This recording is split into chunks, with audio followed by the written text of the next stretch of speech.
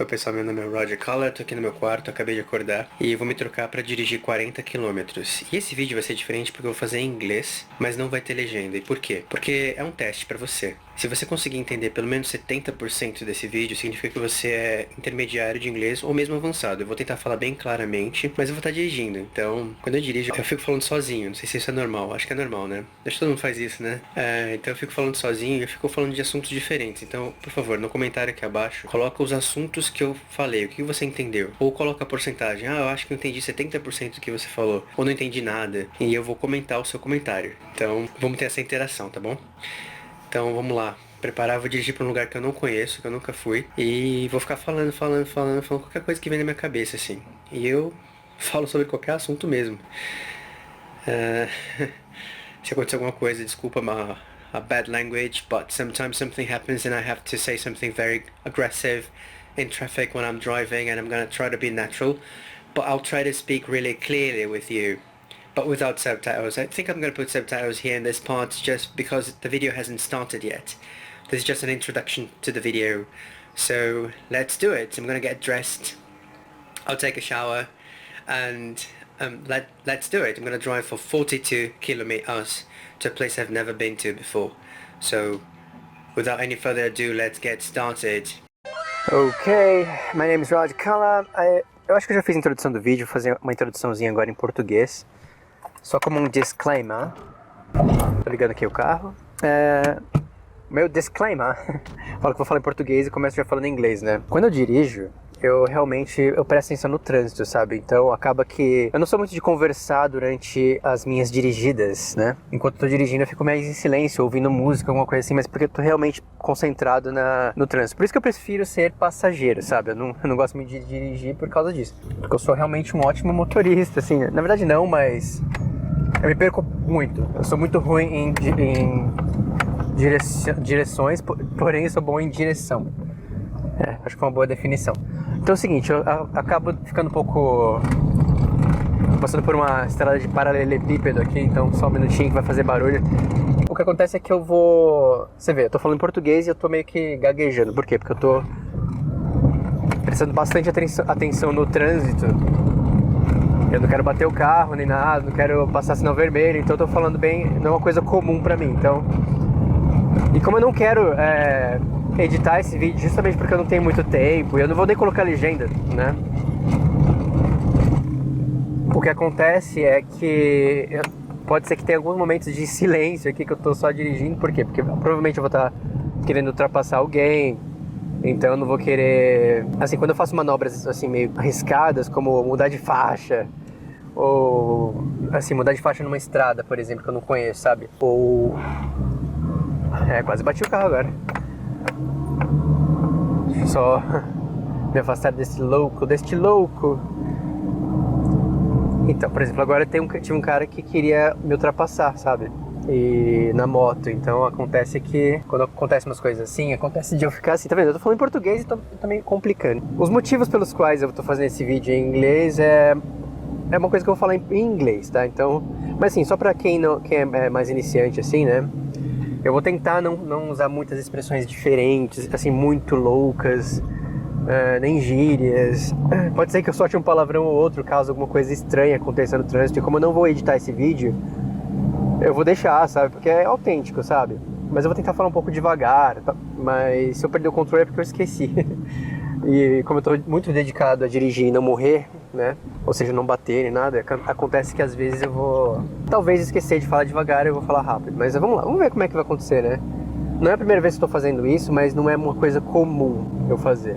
So, vou começar a falar inglês agora, tá, gente? 1, 2, 3, já. So I'm going to start speaking English right now, and as I said in Portuguese, I'm sorry if I speak a little bit slowly.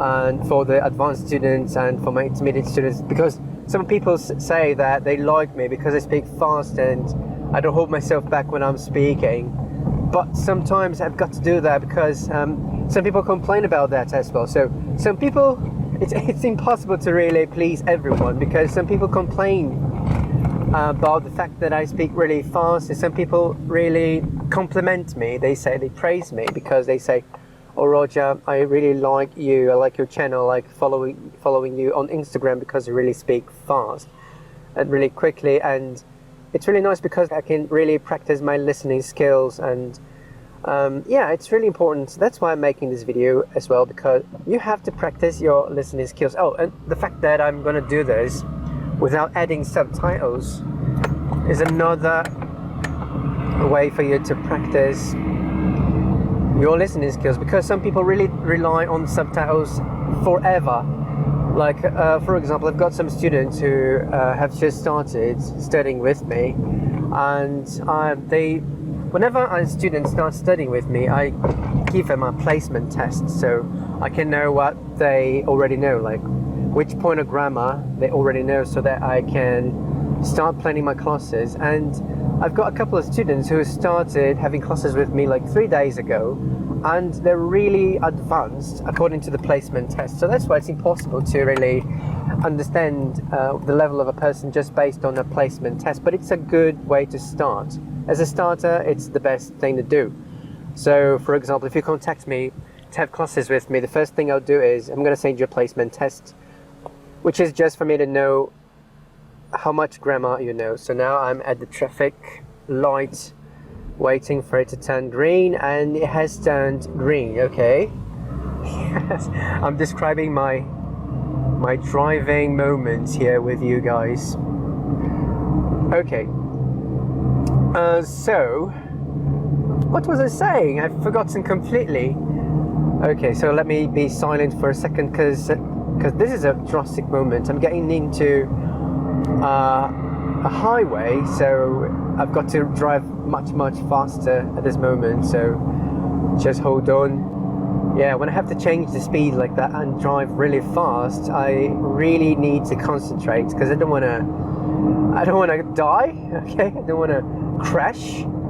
So okay, but I'm struggling to remember what I was saying before the traffic lights. Okay, some people really love the fact that I really speak fast, and some people hate it. They say, oh, but I'm a beginner and I really can't understand what you're saying. I just understand you because I rely on subtitles. Oh, I've got 2 new students who started studying with me some days ago, like 2 or 3 days ago, I can't remember perfectly. But so they are really advanced according to the test. So when I started talking to them, I realized they could speak English well, but they couldn't really understand me so well, because I was really speaking fast. Because depending on the level of my students, I change my speed and I change my vocabulary. So for example, if you're a beginner, I would never really just speak English all the time really fast on the first day. We would have to, just a second, because now it's going to be a very drastic moment. There are many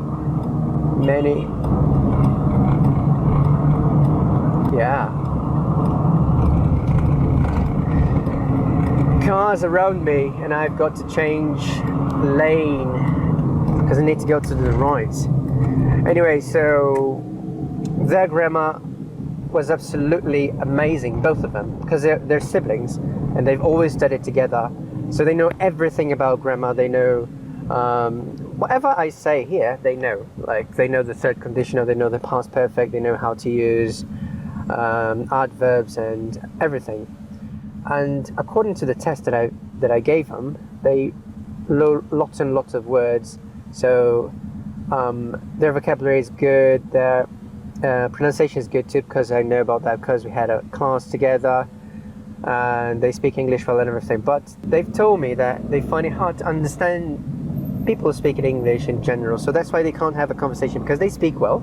They've practiced speaking through repetition, which is something that I really recommend to my students, to practice through repetition. But this is only one exercise. It's not something that you just have to practice only with and solely with repetitions. You know, you have to practice through repetition, because then you can really improve your pronunciation, especially through shadowing. The shadowing technique is amazing. I've made a video about that before, about shadowing. I'm not going to talk about shadowing right now because it's not really the focus of this video. Actually, I don't even know what the focus is. Yeah, because this is something really random. I know what I'm going to talk about in general because I asked my students on Telegram, not my students, my friends, because I've got a group on Telegram and I interact with my subscribers and students and friends in English on a daily basis. At least I try to, but sometimes I can't because I've got so many things to do. But the idea is that I go there every day to interact with people. Please, if you're not part of the group, if you're not a member, please join my group on Telegram and chat with us and interact. Even if you're a beginner, we can talk about how you can use the group later. But basically, I'm gonna leave a comment down below. Please read the first comment down below. It's gonna be about my group on Telegram and how you can use it and practice the 4 skills, the 4 abilities: speaking, writing, listening, and reading. How you can do that, it doesn't matter whether you are, regardless of your level. Like, even if you are a beginner, you can practice your 4 abilities in our group. I would say something really terrible now, because there's a person right in front of me that was driving, and this person just stopped his car suddenly, so I almost crashed into a car. So I would say something really drastic now, but I'll try to avoid slur words, slur vocabulary. I'm not going to be swearing at people because it's not something that I want to do. But come on, people, drive properly. Don't be a liability. Okay, liability. What is a liability, right? I'm going to put that on the screen, like liability. Yeah, liability. This is a liability. Some people want to be liabilities. But anyway, as I said, it's really important to practice your listening skills because, like, for example, these 2 students, they really know how to speak English. They know the grammar. They've got a nice, range of words. Their vocabulary is good. Their pronunciation is good. However, they can't have conversations. Why? In their situation, in their case, it's because they haven't practiced listening. And when they do practice listening, they just practice like watching a video but with the subtitles, which is an amazing strategy, and I really recommend that my students do that, but not forever. When you reach a certain level, you have to stop using subtitles, otherwise you're going to have to depend on subtitles forever, and it's not something that you need to do. Actually, you can't do that. When you reach a level like intermediate, upper intermediate, you should stop using subtitles when you're watching a series or a movie or something. No, stop using subtitles. Try to understand by the context, because seriously, if you are an intermediate student of English, you will understand at least 30% of the episodes in English just by listening to it without subtitles. I'm going to say, okay, but I want to understand 100% of it. Okay, but it's a process. The first time you listen, the first time you watch a video or a movie or an episode of a series in English, completely in English without subtitles, yeah, okay, you're not going to understand any, you're not going to understand everything. However, it's going to be the first step towards independence. And like, for example, when you see American people listening to the radio, they're not reading subtitles. And when you listen to the radio in Portuguese, do you read subtitles in Portuguese? No. Why? Because you don't depend on subtitles to understand the language, and that's what we need to do. You can't depend on subtitles to understand English. So this is the first step here. Maybe it's the first step for you, because I'm not going to add subtitles to this video. Alright, let me move on. Let me move on and talk about some topics, because I think I'll get to my destination in about 20 minutes. So if I don't talk about something else, this video is going to be over, and it's just the introduction of the video.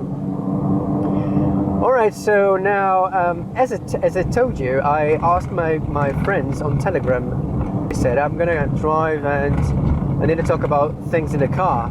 I'll explain later. I said, I'm going to make a video in my car, and I need topics to talk about by myself. Tell me what you want to hear about, So they have sent me some suggestions on the topics I should talk about. So one of the topics that people asked me about was to talk about friends. Okay, this is very general, but yeah, I'm gonna attempt to talk about friends. Okay, first of all, friends. Sometimes people think whether it is good to have many friends or just a few friends. Look, I've got a handful of friends, but not a lot of friends, just a few friends. I mean friends, I've got many acquaintances, and I've got many colleagues. I work in a big company, and I don't know why, but for some reason I shouldn't really mention the company that I work for, because it's really confidential. It's really confidential, so I'm not going to talk about it, but I work for a big company, and I've got many colleagues, many co-workers, but they're not my friends. You know, I don't hang out with them. I don't go to their houses, even though I was invited. I mean, I've been invited to parties and barbecue get-togethers, but I've never really accepted any of these invitations, because I am not really a sociable person, even though you might think that I'm really sociable and I love interacting with people and all, but it's a no, I don't do that. Oh, I'm gonna have to wait a little bit, just a second. Let me try to kind of go a little bit faster. I have to overtake this bastard. Sorry for the language. Sorry about the language, but yeah. Because I needed to overtake some people here, but they were really, really fast, and I needed to overtake them because I need to turn into the street here on my right, so I had to really go much faster. Yeah, sorry about the slur word. Okay, one down, because I said that I wouldn't say slur words, and yeah, sorry about that. But anyway, I don't have many friends, just a few friends. Okay, I remember, okay, I just have like three good friends that I really like getting together with them and drinking something. I like drinking with them and watching some football match. And that's it. I don't like making new friends. Sorry about that. I know it's a disappointment. Many people say, oh, Roger, you look so outgoing and crazy, but when I see you, sometimes you're so silent and shy. I'm not really shy, really. I'm not shy. I'm crazy. I go crazy at celebrations and parties and stuff. But sometimes I'm not so like that. You know, sometimes I seem to be shy, but I'm not really shy. I'm not. Don't take me wrong. I'm just not sociable. I don't like meeting new people all the time. I like meeting new people, like new students, and talking to people from home, like on Skype and Zoom, but I'm not really sociable. It's really crazy, right? But one of the things I like doing with my friends is watching games and stuff. What about you? Do you have many friends? Do you really interact with many people? Do you like making new friends? Do you like talking? Do you like dancing? What do you do with your friends? Normally with my friends we watch football matches and stuff. We talk about music because I really like music, and sometimes we play together because I play some instruments, and I used to have bands in the past. I mean, I used to be part of bands in the past, and I still love music in general, and sometimes we just get together to play the guitar and the drums, because I love playing the drums as well, and sing and drink, you know, and that's what I do with my friends. And sometimes with some other friends we just watch movies and talk about movies. I used to be in a book club back in the day and it was really nice too. I still talk to these people about, I'm not in the book club anymore, but I keep contact with people from the book club and they're my friends. And normally we read books separately and we talk about them. Like I read a book and then I go to this group, because I've got a group on WhatsApp just to talk about books, and I read a book and then I share with them my impressions of that book, and without giving spoilers. That's the only rule. We can't give spoilers, but we try to entice other people to read that book that we're reading at the moment. That's what we try to do. But that's it. I don't feel the need of making new great friends. I like talking to people, interacting with people, but I don't like making new friends. I'm not shy whatsoever, but I seem to be shy sometimes. If you bump into me on the street, I'll probably be a bit silent, and yeah, and people are gonna go like, what? You seem to be so outgoing, and here you are so silent. Yeah, it happens. It happens. What else? Okay, I'm going to talk about another topic.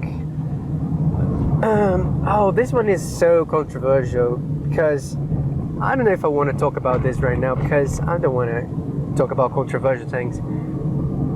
Politics, you know, some people have asked me to talk about politics, but not today. Maybe I'll make a specific video about politics. I know that we're going through a very complicated situation here in the country, and I don't want to just talk about that without really thinking about it, and I don't want to hurt people's feelings, because politics nowadays is not only about politics and the well-being of society, it's also about hurting people's feelings. So I don't want to say something that will hurt people's feelings. So instead of just talking about that topic without thinking, without analyzing, without thinking about every side, you know, in order to be really, really fair, I'm going to really study about that a little bit more. Even though I talk about these things with my friends, it's not like an unknown topic for me. I really talk about these things and I study about that too. But yeah, I'll do that at another moment in another video. Not now. I'm sorry, people, but I'm going to skip this one. I don't know why, but people really force me into talking about politics, and I know why. It's because of the situation. Like I need to express my opinions and try to help somehow. What I'll say is wear a mask, right? Protect yourself, get vaccinated. I don't know when you're watching this video. Maybe you're watching this video when the pandemic is already over, but I'm recording it when I haven't even been vaccinated yet. So maybe when you're watching this video and listening to me, you have already been vaccinated and everything's okay. The pandemic is over. But if it's not over, because I can't predict the future, do as I say. Wear a mask, protect yourself. If possible, don't leave your house so much. Respect social distancing and do that. Be wise. You know, when you wear a mask, you're not wearing the mask to protect yourself. You're wearing the mask to protect the others. That's what I'm going to talk about right now. It's not about politics, okay? It's about not dying, basically. Okay, next topic. Okay, some people have asked me about independence in language, because there are many people on the internet, many teachers saying, oh, don't say this, don't say that, never say this, never say that. Like, I've just watched a video, not just watched a video, but recently I watched a video, like it was yesterday, that one of my students sent me, and it was with another teacher, a famous teacher, saying something like, oh, you can't say cringe, you can't say the word cringe, don't ever say cringe.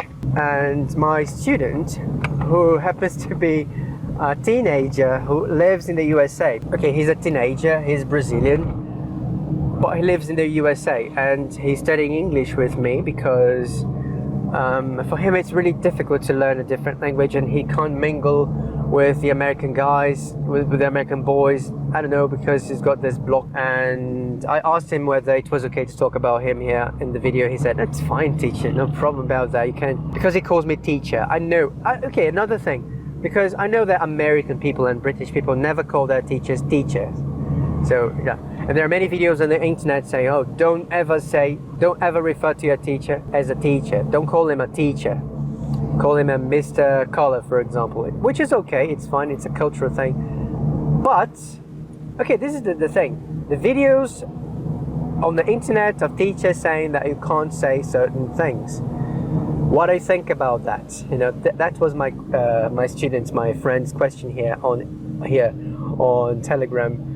And I'm gonna say that, okay, sometimes I agree with the video, sometimes I don't. So it's really complicated to talk about that in a general way, because sometimes I think, okay, he's right about that, you should never say that. And sometimes I think it's just an exaggeration. Let me go back to the cringe thing. Specifically about cringe. My student, who is a teenage boy, he lives in the USA, he has contact with American boys all the time, American kids all the time, boys and girls.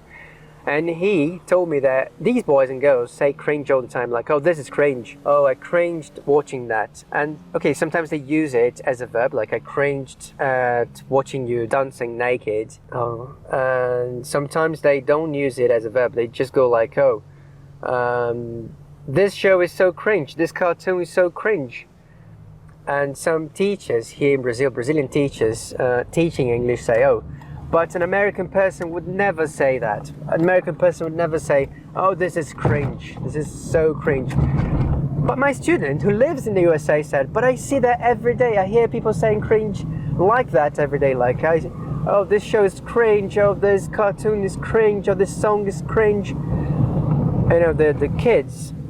But then he saw this video of this teacher saying, oh, never say cringe because American people would never say that. And he saw American people saying that and he asked me, how is it possible? And this teacher who said that is really reliable because he really knows how to speak English. He's really good. And then I explained to him, okay, it sounds weird to say, oh, this is cringe because cringe is a verb. I personally would never use it like that. Like I use cringe as a verb. But I don't use it as a noun. I don't use it as an adjective. Normally, if I use it, actually, if I have to say something like that and use cringe as an adjective, I would say something like cringe-worthy instead of saying cringe, like, oh, this is cringe-worthy.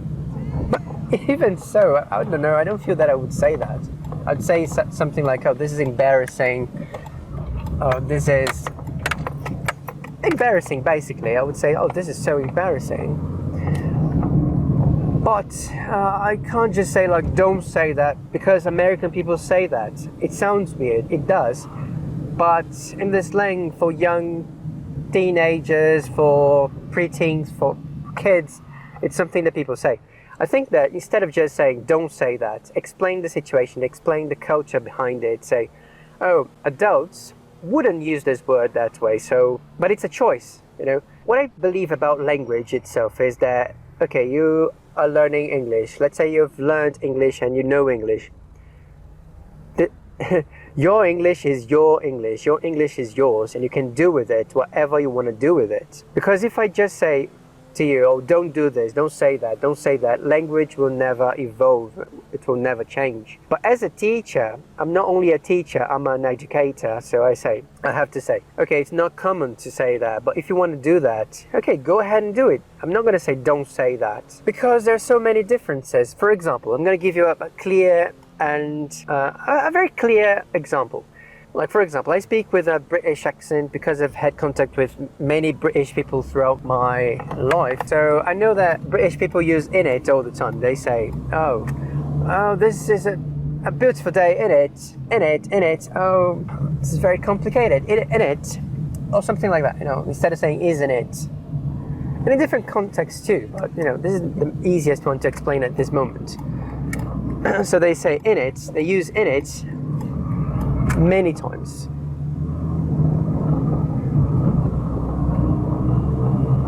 And then I saw a video of an American person saying that in it is so confusing, he can't even understand what this means. And then I was talking to an American friend of mine who works with me, and then I showed him the video, like, oh, this American guy here on the internet, he's very famous, he's a football player. He's saying here in this video, I'm going to show you the video. Let me show you the video first. Okay, this is the video. 1, 2, 3 now. I haven't learned much, but the whole in it thing, they say in it all the time after their sentences. I don't really get it, but yeah, hopefully I don't think I'm going to start using it, but we'll see. Okay, I had to edit the video. I said that I wouldn't edit anything in the video, but I wanted to add this clip. So you see that this football player said that he's American. He can't really understand the use of in it, but it's English and it's very common in the UK. Everybody says, oh, in it, all the time. Oh, and then I talked to an American friend who works with me and I showed him the video, this clip, and he said, oh, it's true, it's wrong. Nobody talks like that.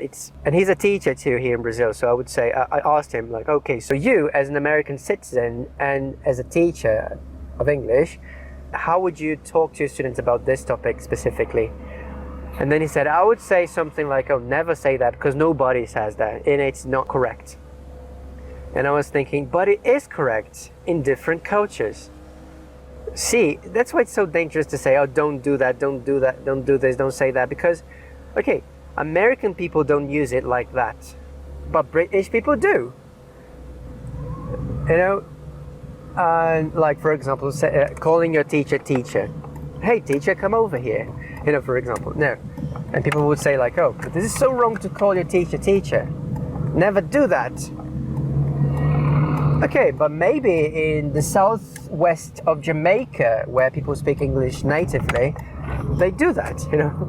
Okay, I don't know, because I don't know anything about Jamaica, but I'm just, you know, saying that. Like, for example, my Brazilian students, they call me teacher all the time, and I say, then what do I say? I don't tell them to stop calling me teacher, but I explain the culture behind it. I say, oh, in America and in England, students don't call their teachers teachers. They call them Mr. Thompson or something like that. Or just by their names, which is not really common, but it might happen. But not teacher. But it's your language, you know. I'm teaching you English, and then it becomes yours. You do it with it, whatever you want to do with it. You know, that's what I believe is freedom in language. I have to teach the culture behind it. I have to teach the correct way of saying that. But if you choose to use slangs, if you choose to speak the way you want to speak with it, okay, go ahead and do it. It's your language. You know, you're paying to learn it. So I'm selling the product. What's the product? English. Okay, so you've bought it. Now it's yours. You can do with it whatever you want to do with it. And this thing of coming up with new expressions and different ways of saying things and coming up with new slangs, this is something really rich, and it makes the language evolve. You know, I'm about to get to my destination. I don't know if you agree with me. I know for sure that many teachers really disagree with me, because I've already had this conversation with different teachers who have already worked with me, and they say that it's a complete bullshit, you know. So it's okay. It's just my opinion. But what do you think about that? Yeah, I'm about to get to my destination, so thank you very much for watching this video. Please hit the like button, subscribe to the channel, read the first description that I've pinned in the comment section down below. There's a surprise for you. And if you want to study with me, read the description of the video. There are the instructions on how you can become my student, and not only that, on how I can become your teacher.